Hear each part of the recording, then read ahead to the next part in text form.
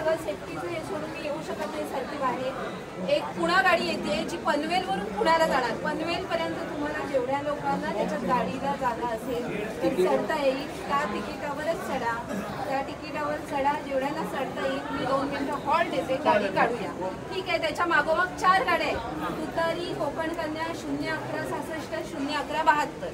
ते कुठे थांबतात तन्वीचे? नाही, त्या आपल्या सीएसटीला जाणार आहे। स्पेशल मी काय सांगते गाडी जरा थांबा, ऐका मुळात सांगते, माझं पूर्ण झाल्याशिवाय बोलू नका। पुणा गाडी ही पनवेलवरून पुण्याकडे जाणारी आहे, त्यामुळे झोपून जाल, पुढे जाल, मग मी चुकलो हे नको।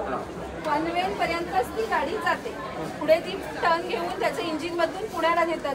त्यामुळे त्या गाडीत जेवढ्या लोकांना शक्य असेल तिथे बसणं तुमच्या सोयीनं बसा आणि जा। आता यापुढे चिवचिव करू नका, मी अनाऊन्स करणार ना, किती वाजता कशाला हवं तुम्हाला, मी अनाऊन्स करते। ती 4 सांगितलेला मॅडम मी, म्हणून एकदा गप्प बसून तुम्ही माझं ऐकलात की मला 10 वेळा बोलता येणार नाही। माझा आवाज बघितलात ना, 5 दिवस बोलून बोलून थकलेलो होता मी, मास्टर किती बोलणार। तुमच्यासारखी मी पण सर्वसामान्यच आहे, तुमच्यासाठी घरी गणपती हे ते करूनच ड्युटीवर आलो ना आम्ही।